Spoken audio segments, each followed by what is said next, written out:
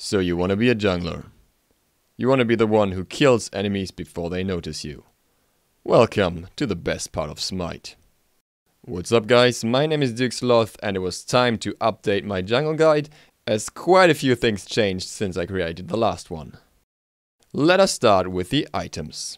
I will only be talking about the starting items here as the builds later on vary between various junglers. The core item in almost any jungle build is Bumba's Mask.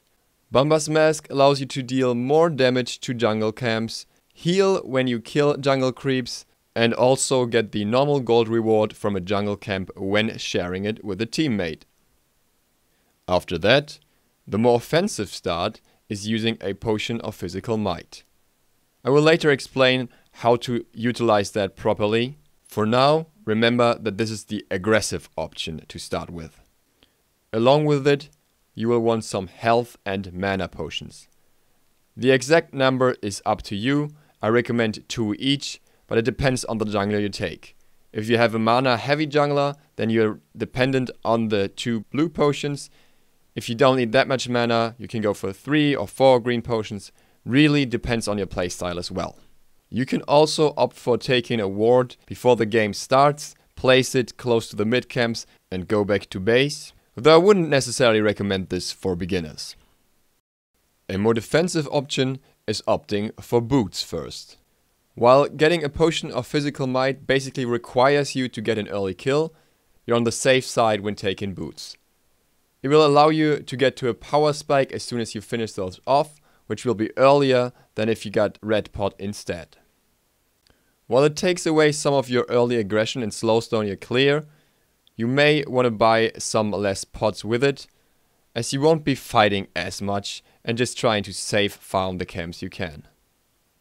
Talking about playing safe, there are also other options that are quite the opposite of playing safe, which are aggressive starts that only work on certain junglers like Thanatos and maybe Fenrir. Death Toll is one of those examples, as Thanatos can use it to get healing back from camps. Hydra Star would be another one, but all of these options are not exactly for beginners and require some practice to get used to. Even if you get flamed a little bit for using Bumba's Mask on Thanatos, it's still very viable to start with it, as you will get a lot of heal from the jungle and you will still have enough gank potential. If you absolutely want to go for an aggressive start, be sure to take a potion of physical might with you, not boots. There is another item that deserves a mention when talking about building with Bumba's Mask, which is short bow. This can only be used on very specific guards though, so I won't go into detail here. It will be built into Itchvale eventually. There is an item that used to be very good in the jungle, which is Hand of the Gods. Do not buy this item anymore. It only clears a single big jungle minion now, and its value later in the game is very low. There's no jungler out there that needs it, and all junglers have better actives that they can utilize.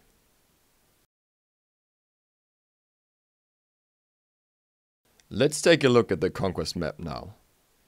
The area we'll be focusing on is the bottom right here, where you can see the speed buff as well as the blue buff. This is where you will be starting in all of your games as a jungler. The most conventional start is clearing out the yellow speed buff with your solo laner, picking that up, then moving to the blue mana buff, killing that with your solo laner, letting him pick up the buff, and then move onwards to the mid camps. Another option is letting your mid laner clear the back harpies on his own, while you and the solo laner clear the yellow buff at the same time. This way all of you get the XP, but the mid laner won't be able to pick up a red buff from the start, so that mid laner needs decent clear. A mid laner who could do this is, for example, Isis. Then you still move on to the blue buff with your solo laner and go to the mid harpies afterwards. There is a third option that is rarely used, so I will only show it in the video later. Before we take a look at the starts, be aware that no start is depending on certain items. You can do red pots or boots in either start. The normal, most traditional start is quite simple. Try to scout out the area before starting the buffs, so you can be sure you won't get invaded when the minions spawn. Then either you or the solo laner pulled the minions. This really depends on which solo laner you're with and who can tank more effectively. At some point you should be taking over aggro in most situations, as you will heal from the jungle camp while your solo laner won't. Now you see the first buff being dropped. I pick it up and we move over to the blue buff. Now you'll see a technique called leash. Tyr is pulling the blue buff around the corner, so it has quite a bit of distance to walk where it can't attack either of us, while we can still attack it, or at least one of us can still attack it, so we'll take damage. The solo laner picks up blue while I walk towards middle. Let's take a closer look at the second start, the so-called paradigm start. I wait until the counter is around 15 seconds before the game starts to use my red pot, so I can buy some heal pots before moving to the jungle. I am now moving to the jungle. My teammates are already waiting for me. In this start, you will see that both Bellona and Agni are close to the camps, and Agni will be pulling the back XP camps towards us, while we fight the speed camp. We're going in for the speed camp, trying to clear that. Bellona pulls it, so she takes the first aggro, and then she can eventually walk out if she wants to. I try to clear that camp as fast as possible, while Agni clears the back harpies, and therefore we both get the XP. Then we move on to the blue buff, as mentioned before. I attack this. It's often ideal for the solo laner to attack this, but he took some damage at first. In an ideal scenario, you also want to leash the blue buff around the corner so you get some more time where you don't take damage. This way it's cleared a little faster, and then we move on to the mid camps. In this next bit, we focus on the mid camps before going back to the third start at a later point. The mid camps are very crucial to your early game. Depending on the situation, it might not be the best idea to try and get both. Ideally, you get both and also get the mid-wave farm in between, but it's hard to actually make that happen. You should always try to get the camp that is close to the blue buff. In this case, it would be the right mid camp. But be aware who your enemy is. If you're playing against the Thanatos early, it might just be the safer option to go for the left mid camp right away. Especially Isis is very good at stealing camps, so try to pull them away from them. It's really up to your early congestion and aggressiveness. If you have a red pot and you have a strong early character, you can easily try to take both mid camps and go for a wave in between. This can't always happen. If you have a weak early jungler and you start with boots, just go for the mid wave and then for the left mids in this case, or whichever is the opposing side of the blue buff. Sometimes playing it safe is just the better option. Hopefully this will all make a bit more sense if we look at it in game now. Here you can see me aggressing on the right mid harpies close to the blue buff. My mid laner is rotating in, so we can take them with ease while the enemy mid laner is still in middle lane. Then we try to clear the wave and potentially pick up the first kill, which will actually happen in this case as we're playing against a bot. But don't be fooled, kills in this scenario are not rare. Often enemies are out of position, overextending, trying to push in, and not looking at the map enough. Then we take the second mid camp with little to no congestion, as the enemy jungler is not around yet, and the mid laner is dead.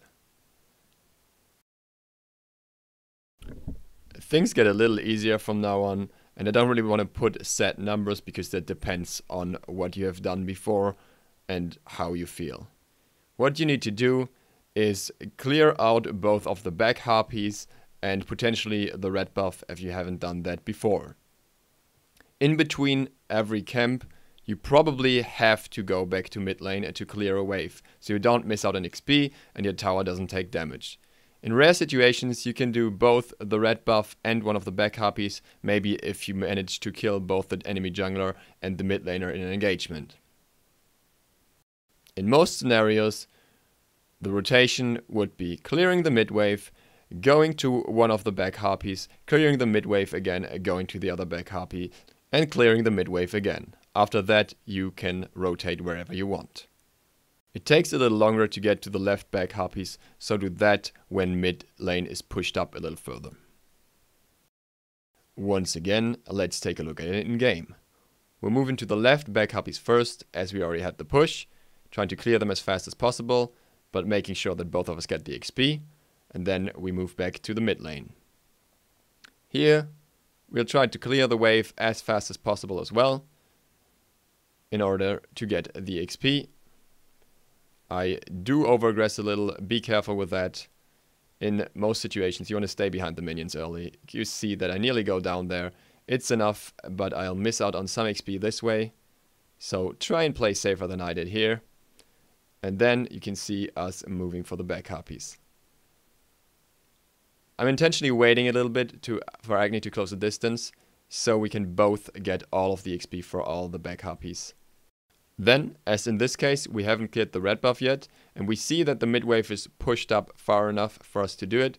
We move over to the red buff and finish that. In most scenarios, you will have finished the red buff before, so you don't have to worry about this. In this case, it's actually important. And as we rotate a little late, we actually get to mid lane a little late, and if the enemy was pushing a little harder, we might have gotten some damage on our tower. This way, the enemy is overextended once again, and we get another kill. Hooray for bots! We will have a quick look at the AFK start now, though I'd hardly ever recommend it and it's rarely used.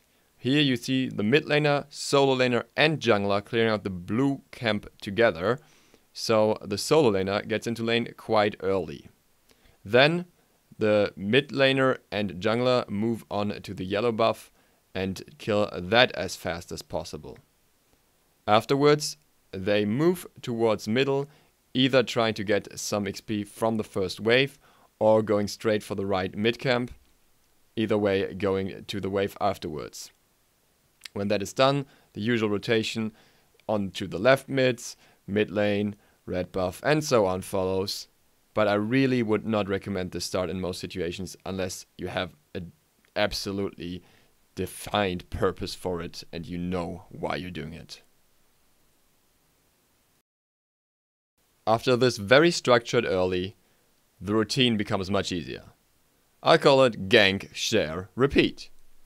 What you want to do is share as many camps as possible, try to drop camps as soon as possible, potentially invade if you feel like it, try to invade with one of your teammates so it's safer, gank lanes whenever you can and whenever you see kill potential, and do it all over again. You will level up quite fast in the current meta, so don't worry too much about falling behind. Once again, I want to stress one thing. Share camps. One of the biggest mistakes is not sharing camps because you will fall behind and it will put your team at a disadvantage. It's also more risky in every situation. While the start in itself seems very much like a routine thing, keep in mind that there is an enemy team that can always aggress. Also, if you see an early opportunity to gank, don't be afraid to use it, even if it means losing some back harpies. That is all. Thank you for watching. If you like this, I would highly appreciate a like or a sub. Other than that, thanks for watching. Until next time, Dukesloth out.